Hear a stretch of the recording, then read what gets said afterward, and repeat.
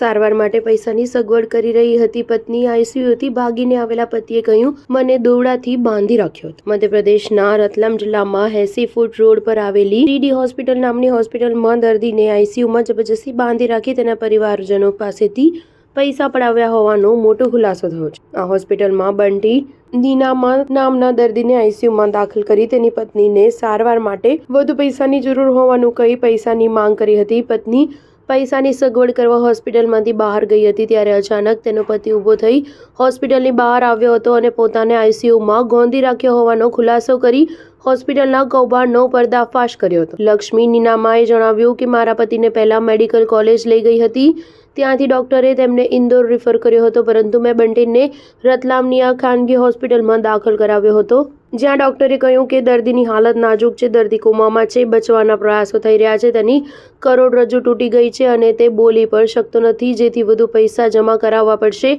મારા પતિએ કહ્યું હતું કે હું ઘણા સમયથી પહેલા ભાનમાં આવી ગયો હતો। તે મને ડોક્ટરને કહ્યું કે હું મારી પત્નીને મળવા માંગુ છું, પરંતુ તેઓ મારી સાથે ગેરવર્તન કરી રહ્યા હતા। બાદમાં હું ગમે તેમ કરી હોસ્પિટલની બહાર આવ્યો અને હોબાળો થતાં પોલીસ ઘટના સ્થળે પહોંચી ગઈ હતી। દર્દી બંટી જ્યારે બેભાન અવસ્થામાંથી ભાનમાં આવ્યો ત્યારે તેણે પરિવારજનોને મળવા દેવા વિનંતી કરી હતી, પરંતુ તેને મળવાની મંજૂરી ન આપી।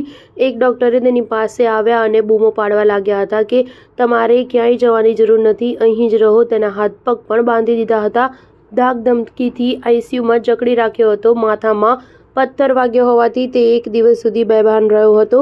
હોસ્પિટલના મેનેજર નંદકિશોર પાટીદારે સ્વીકાર્યું હતું કે દર્દીને બાંધીને રાખવામાં આવ્યો હતો, પાસેથી રૂપિયા 18,000 વસૂલ્યા હતા, પરંતુ બિલ રૂપિયા 6,920નું બન્યું હતું। મધ્યપ્રદેશના નાયબ મુખ્યમંત્રી અને આરોગ્ય મંત્રી રાજેન્દ્ર શુક્લાએ પણ આ મામલે પોતાની પ્રતિક્રિયા આપી છે। તેમણે કહ્યું કે આરોપોમાં કેટલું સત્ય છે અને હોસ્પિટલનો શું વાંક છે તે જણાવવામાં આવી રહ્યું છે। કાયદામાં કાર્યવાહી માટે તપાસ હાથ ધરાઈ। News 7 હંમેશા સચ્ચાઈની સાથે।